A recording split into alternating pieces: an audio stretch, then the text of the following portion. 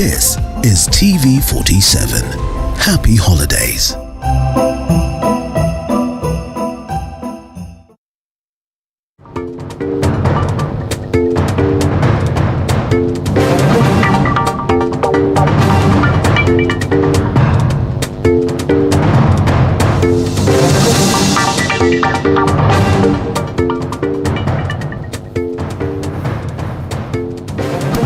Three years ago, he came to power as the most popularly elected county boss in the country, who in a period of short time transformed from a political neophyte with grassroots support from across the divide. Troubled Sonko has since been impeached, with his fate laying with the Senate. The House Speaker Ken Lusaka has already gazetted Wednesday afternoon as the day the House will discuss the impeachment.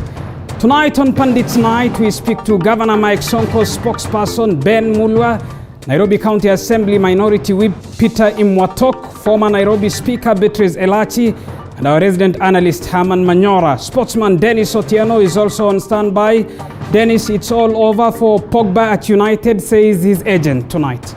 Indeed, it is true what Pogba's agent Mino Raiola says about Paul Pogba. Now, he only has 1 year left in his contract to sign, or pretty much for his contract to expire at United. Of course, that's going to be one of the stories that we're going to cover tonight, as well as the Kenya under-20 athletes getting a seminar that is going to help them tackle doping and the doping menace that's in the country. Now, this and more coming up.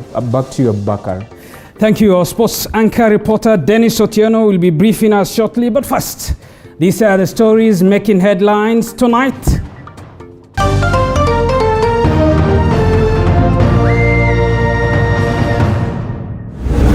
Tonight, nurses and clinical officers have started their nationwide strike, paralyzing services at many health facilities. Fanya aje na hatuna pesa hata ya kwenda pali pengine tutipiwe kwa private. But the health workers insist they will not go back to work until their demands are met. We are not going to suspend the strike on rhetoric.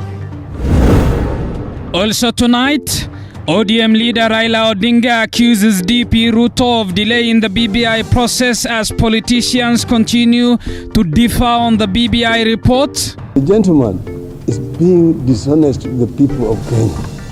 Let him come out in his true colors and say no. Plus, government launches the Jomo Kenyatta International Airport Railway Express service. The service is set to help air travelers beat traffic along Mombasa Road.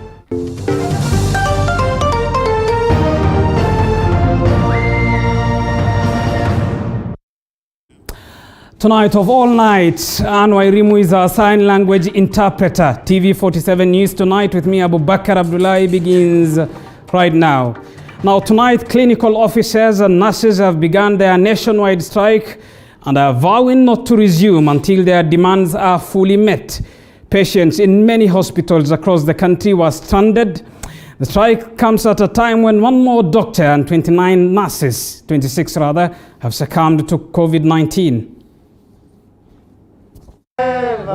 For the union makes us strong. The Nurses Union says their members will continue working from home and will only resume if they receive their risk allowances, as the issue has for the longest time been on the negotiating table without bearing any fruits. The strike is on and all the nurses are at home, working now from home. We have talked about and we have discussed and negotiated with the government for the last 3 months, and it has fallen into deaf ears.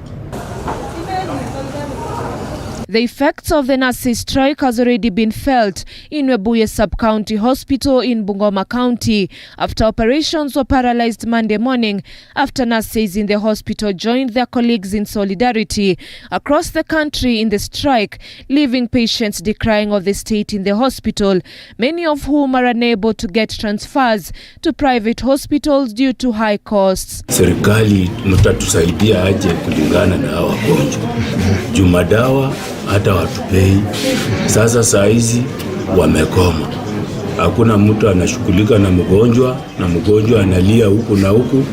Mgonjwa anapika nduru Sasa tutafanya aje na hatuna pesa hata ya kwenda pali pengine tutipiwe kwa private? Serikali mtusaidie, tuko na shida. Among the demands that have resulted to the two unions, the clinical officers and the nurses union to down the tools from Monday morning include the inadequate training on the COVID-19 crisis, insufficient protective gears, lack of risk allowances, comprehensive medical cover and compensation to the affected families. You ensure you provide the right protective gear. Number 3, you ensure they have a commensurate risk allowance. And number 4, you ensure that they have a comprehensive medical cover that would be able to cater for the disease in question, and also to ensure that their families are compensated in case we are going to lose them. And to the health sector that has since been neglected by the government, politicization of healthcare in the country has become an enormous threat into attaining a good healthcare system. We as Kenyans made a mistake that we must be able to correct. The moment we politicized health sector by taking it to be managed by health entities. It's not the time really to hold the government to ransom. And the doctors themselves take an oath to protect life. How then do you justify downing your tools when people are dying, lives which you can actually save? So I want our doctors to become more realistic and more understanding. And as nurses and clinical officers conduct their nationwide strike, the Kenyan Doctors Union KMPDU called off its strike, slated for Monday as well, with the union now mourning the death of 28-year-old Dr. Stephen Moguso, who succumbed to COVID-19, having not received his 5-month salary, had no insurance, with his family left behind with no compensation. The two unions have firmly stood on their feet, saying the health sector has been neglected for days on end, and the strike is on as planned and will only resume duty once their demands are fully met. Nanok Lauren, TV 47, Nairobi. Elsewhere, ODM leader Raila Odinga has yet again criticized Deputy President William Ruto for his lukewarm stand on the BBI report. This as President Uhuru Kenyatta continues to defend the BBI process, saying it is meant to cure the country. And as Mwangi Maina now reports, the president was speaking during the launch of the Kenya Ni Mimi Youth Campaign. Speaking in Kisumu, ODM leader Raila Odinga has yet again launched a scathing attack against the deputy president, daring him for a bruising political contest. Raila has challenged Ruto to declare his stand once and for all, instead of holding the country hostage. So the gentleman is being dishonest with the people of Kenya. Let him come out in his true colors and say no, and let us face him at the ballots. The deputy president has already said that he will not lead a no campaign in the ongoing BBI process. The ODM leader castigated Ruto, saying that he does not have the strength and character to oppose the BBI report, with Ruto insisting that he is not ready for a contested referendum. Instead, he is calling for dialogue to achieve consensus. That is a fellow who just wants to say no, but he does not have the strength of character to come out and say, I oppose. So he's pretending. He's basically trying to hold the country back, but he does not know. Speaking at the Kenya Ni Mimi campaign launch, President Uhuru Kenyatta made it clear that tribal clashes witnessed after every electioneering period informed the spirit of handshake in subsequent Building Bridges initiative. This doctrine that we're talking about, reconciling with your opponents for the sake of Kenya every time the contest is over. It is about putting Kenya first above any partisan, ethnic or other identifiers. One Kenya for all Kenyans. Uhuru says this spate of violence derailed the country's developmental agenda, and as such, the BBI will provide a solution for Kenya's divisive elections. The principle of the handshake, it's not just a political philosophy, but rather a re-articulation of basic African truths that our forefathers had, that indeed we can compete without being enemies, and that in our diversity we are still one people and that we all love our motherland. And all we want is for the best for Kenya and the best for her people. Uhuru says the BBI process has not been envisaged to benefit the political class, but its main aim is to take the country back to its rightful course. President Uhuru Kenyatta, while launching the Kenya ni Mimi campaign, challenged the youth to take charge of Kenya's destiny. Mwangi Maina, TV47, Nairobi. Meanwhile, political leaders across the political divide have continued to express mixed reactions on the BBI report. While Deputy President William Ruto's allies are still faulting the process, the proponents are trying to drum up support for the report.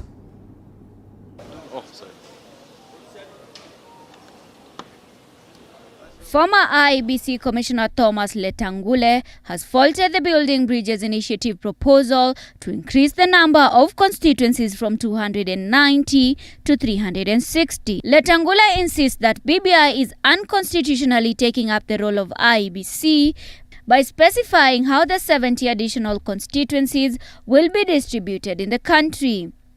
This committee they actually usurped the power of IEBC as provided in the Constitution, particularly Articles 88, 4E and 89 on the role of IEBC in the limitation of boundaries.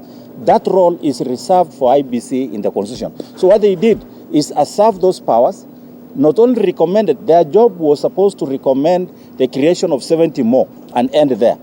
Letangule noted that IEBC is the only body mandated to determine how constituencies are distributed as per the Constitution. Yes. Letangule, however, noted that marginalized communities, including the Ilchamas of Baringo South constituency, should be allocated a constituency. However, Senate Majority Whip Irungu Kang'ata says the leaders from regions benefiting with the new constituencies fought hard for the additional electoral areas. Some of these benefits that may accrue to a region will never again come to our region. In particular, I told my brother Moses Kuria when we met yesterday, he needs to consider the fact that Kiambu is going to gain about 6 constituencies. I don't envisage any other time when such an offer will ever happen. It's a document that is really also bringing a lot of people together. With the many seats that are now coming on top, there are not many seats because they are existing seats, but we'll have different regions represented at the leadership. And I think most importantly is for us to ask ourselves, how do we bake a bigger cake? Because the challenge has been when there's this small cake and everybody wants to share, then that has been the problem. BBI proponents are still faulting Deputy President William Ruto for his lukewarm stand on the BBI report. Your people, we are not voting for this thing. We don't want it. We want to say no. But don't hide. Don't keep on saying that this document will be renegotiated. There is no renegotiation of the bill now. It has already been, now it is already a bill. Funds meant for the health workers. If there is any person who has misappropriated funds, channeled to deal with COVID-19, we want to see them in court. And we don't just want to see them in court, we want to see them sentenced. Meanwhile, Ruto allies have faulted the government for the economic downfall in the country. That our priorities are lopsided, we are focusing on the wrong things today. Elsewhere, Transport Cabinet Secretary James Macharia has commissioned the Jomo Kenyatta International Airport Express Service. The express service is set to reduce the time spent in traffic on Mombasa Road, with the entire trip from JKIA taking about 30 minutes. Musa Salah has the details. The express service is expected to reduce the lengthy hours spent on traffic along Mombasa Road to access the Jomo Kenyatta International Airport JKIA, with air travelers expected to use the diesel multiple units to and from the airport. Like we said, this commuter rail, the service which will be going from here to the central station, will be an extension of the airport itself. With the safety of the airport being questioned, Transport Cabinet Secretary James Macharia said that the security checks at the Embakasi Village Railway Station will be similar to those at the airport. Starting to how people are boarding the DMUs from Nairobi Central Station, to making sure that the corridor has been fenced, which it has, making sure that when you get to Embakasi Station, the security instruments, security systems are the same as we have here at Jomo Kenyatta Airport. From the railway station, travelers will board commuter buses owned by the Kenya Railways Corporation to JKIA.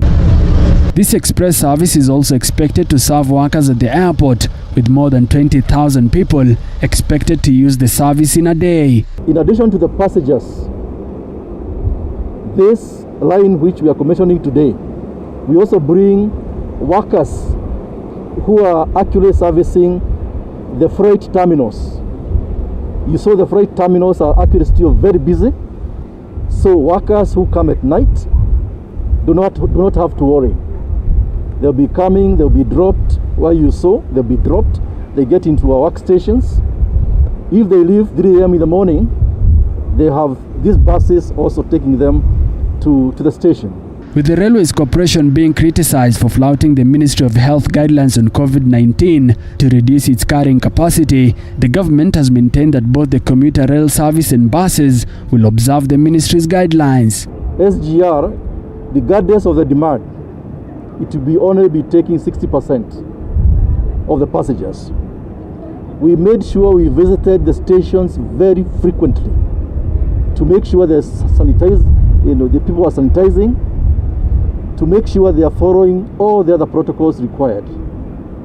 And so this is something which we shall be taking also very seriously, not just within the train itself, but also within the stations. With the entire journey from the Nairobi railway station to the Jomo Kenyatta International Airport taking less than 30 minutes, air travelers will now enjoy this service at only 500 shillings. Musa Salah, TV47, JKIA, Nairobi.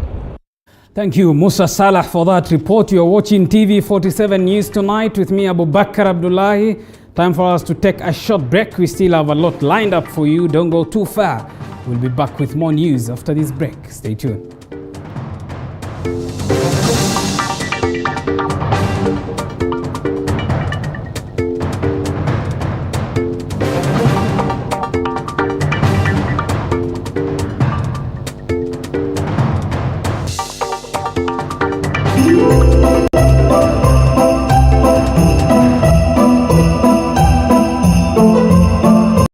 Wajuao walisema kwamba jina jema hung'aa hata gizani. Na vilevile wakasema bora ni bora iliyoboreshwa, na habari za TV47 zinazidi kuimarika kila kuchapo. Tunasanzuka na kutamba ili kuhakikisha tunaweka bayana taarifa kemkem zenye usawa na mantiki. Katika mida ya alasiri kabla ya jua kutua, kutoka County 001 na kupeperushia shina la upeo. Na inapowadia saa 1 kamili, nachukua usukani kukufahamisha na kukupeperushia taarifa ipasavyo. Tutakueleza ni kipi kilichojiri na wahusika ni wepi. Ungana nasi kila siku ya wiki tukujuze, kwani usilolijua ni kama usiku wa giza.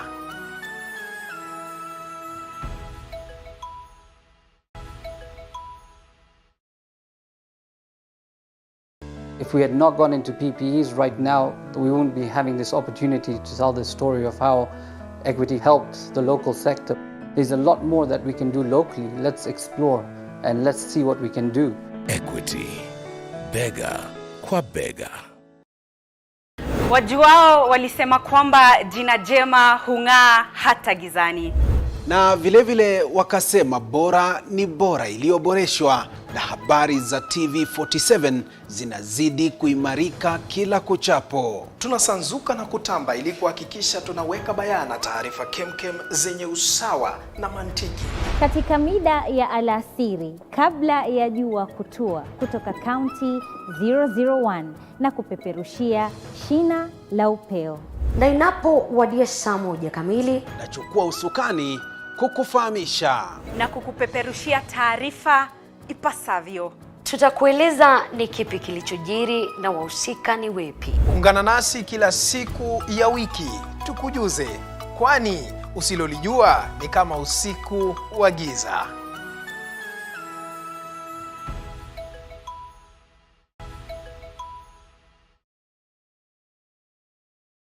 If we had not gone into PPEs right now, we wouldn't be having this opportunity to tell the story of how Equity helped the local sector. There's a lot more that we can do locally. Let's explore and let's see what we can do. Equity, bega kwa bega. Wajuao walisema kwamba jina jema hung'aa hata gizani. Na vilevile wakasema bora ni bora iliyoboreshwa, na habari za TV47 zinazidi kuimarika kila kuchapo. Tunasanzuka na kutamba ili kuhakikisha tunaweka bayana taarifa kemkem zenye usawa na mantiki. Katika mida ya alasiri kabla ya jua kutua, kutoka kaunti 001 na kupeperushia shina la upeo. Na inapowadia saa 1 kamili, nachukua usukani kukufahamisha na kukupeperushia taarifa ipasavyo. This is TV47. Happy holidays.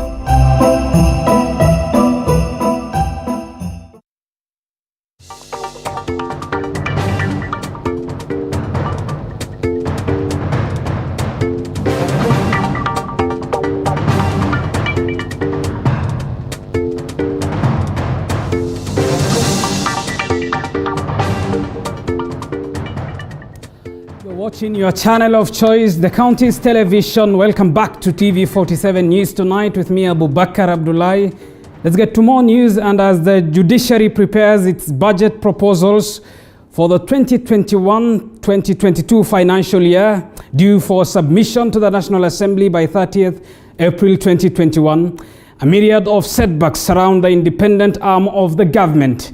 Financial constraints have pushed the judiciary to its near knees following huge budget cuts. Lynette Gidwa has the details.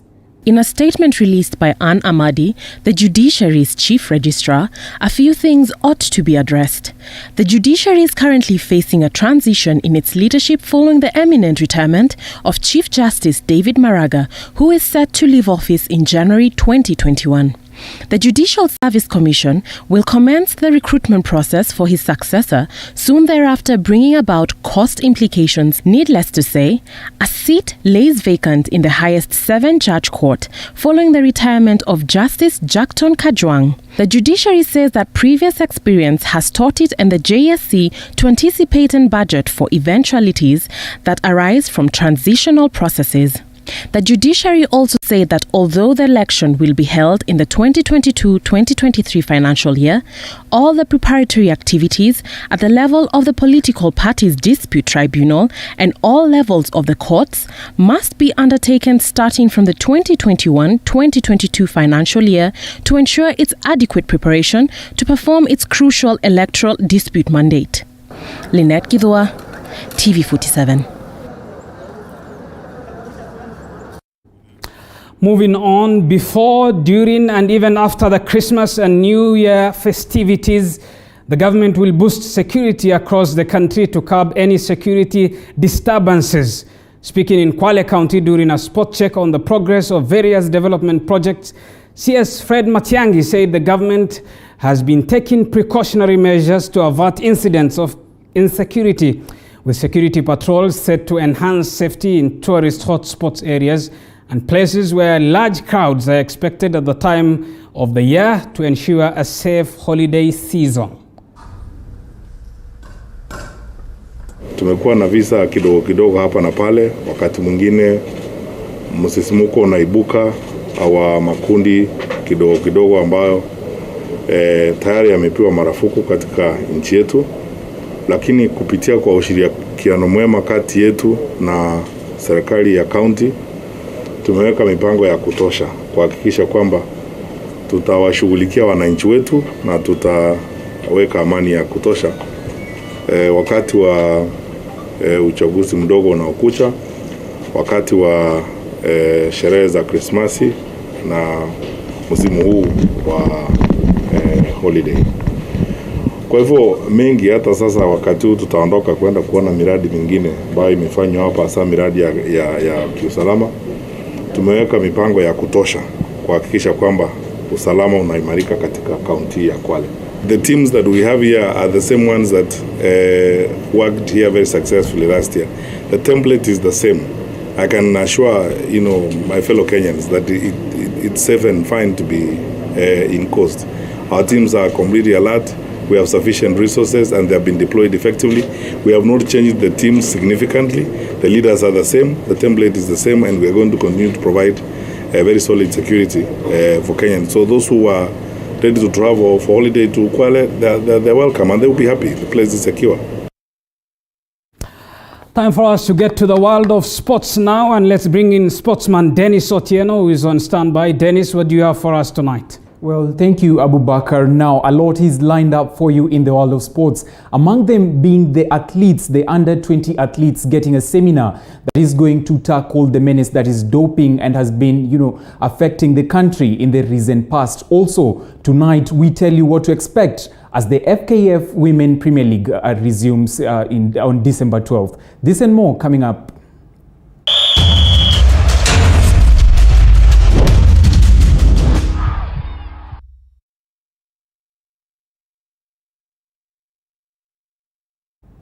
A very warm welcome to Primetime Sports. My name is Dennis Otieno and we shall start off with local news. Now, curtains came down on the 4-day under-20 anti-doping seminar in Nairobi that was attended by 41 young athletes. The seminar, conducted by Athletics Kenya AK and the Athletics Integrity Unit AIU, was motivated by the rising cases of banning among Kenyan athletes for doping violations. Cases of Kenyan athletes getting banned for doping or whereabouts failures have hit a sickening high, a situation that is scratching top heads at Athletics Kenya AK. The dark cloud has prompted AK, in conjunction with the Athletics Integrity Unit AIU, to conduct a 4-day under-20 seminar to sensitize young athletes on the dangers of doping. That the doping control officers keeping a good distance. According to Athletics Kenya Youth Development Chairman Barnaba Korir, early education is the best approach in tackling the doping menace, pouring cold water on stringent measures adopted by some Western countries. What you see coming out are those areas where we have not emphasized on, especially the whereabouts programs that our athletes are supposed to do. But of course, they have not done it. They are assuming maybe, they never took it seriously that it can affect them. But they are realizing now it is as serious as also doping, because a few of them have already been banned. Korir's sentiments were echoed by the Kenya Under-20 athletics coach Robert Ngisirei. Majority don't know which drugs are good, which drugs are bad. When they go to hospital, they want to be treated. They want to get treatment for starting from normal course, malaria, up to the others. So they want treatment, but they are not aware of what is taking place. The young athletes in attendance lauded the initiative by AK and AIU, alluding to extra awareness vital in evading the menace. Hata kaa niambiwe na nani nitumie any doping siwezi itikia. Then tumefuza hata nini kudaganya miaka 10 hivi. Mtu akuja aniambie hivi, fanya hivi ndivyo utoke hii level huko ingie ingine siwezi kaitikia. 41 young athletes attended the seminar that culminated in Nairobi on Monday. When you buy clothes from Dennis Otieno, TV47 Sports. Then you do not know what is. From athletics to matters football, where Harambee Starlets head coach David Ouma is keen to tap grassroots talents in a bid to bolster the national team. According to Ouma, grassroots talent is the only way to better the state of women's soccer in Kenya as the country chases a maiden World Cup appearance. Ouma spoke during the launch of a women's football league in Mwala sub-county, Machakos. So of course leo nimeona at least 7 players wenye niko na matumaini kama coach kwa sababu azimio ya federation ni kuweka leagues because unajua kwa leagues ndio kuna development sio tournament. So inamaanisha wasichana nimeona hapa nitawafuatilia katika zile mechi zao za ligi ambao mimi kama coach niko na nafasi ya kuangalia mara 6 kabla nione kama wako na ile uwezo wa kuweza kucompete katika international level. Ndio njia waweze kujoin clubs across the country kwa sababu kila mtu ako na uwezo na wakati huu tunapea kila mchezaji nafasi katika national team yetu. Azimio yetu ni kufika katika ile World Cup ya 2023. So mimi kama coach ndakuwa naweza visit zile training session za easy teams na vile vile kuweza kuwapea ile international competition ndio waweze kudevelop in a way that wanakuwa very competitive. The FKF Women Premier League is expected to kick off this Saturday with 8 matches on the weekend menu in different stadia across the country. Vihiga Queens begin their title defense at home to Wadadia at Mumia Sports Complex.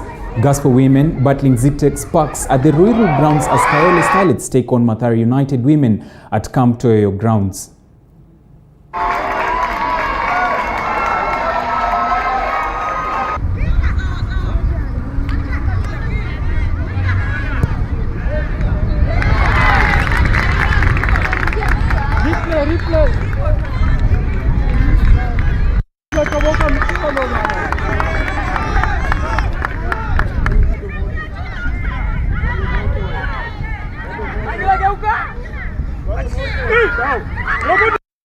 And finally, to an international front of football where Mino Raiola, the agent of Manchester United midfielder Paul Pogba, has confirmed the player's time at the club is over. Raiola, whose Pogba's return to United in 2016, confirmed this on Monday during an interview with Tutto Sport, an Italian newspaper published in Turin. The 27-year-old has been used sparingly this season, with the likes of Scott McTominay, Fred and Nemanja Matic all ahead of him in the pecking order, and recently admitted to being unhappy with the situation at the club. The Frenchman has continually been linked with a move to Real Madrid, with his former side Juventus also interested, but it is unlikely he will move in January.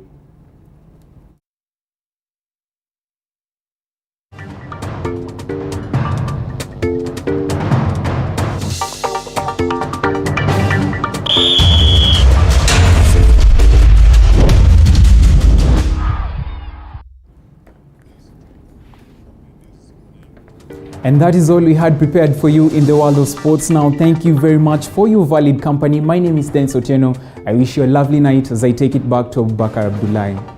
Thank you, Dennis. Paul Pogba's time at United may be over, but our time is not, and it's far from being over. Time for us to take a short break. Pundit Night will begin after this break. Stay tuned.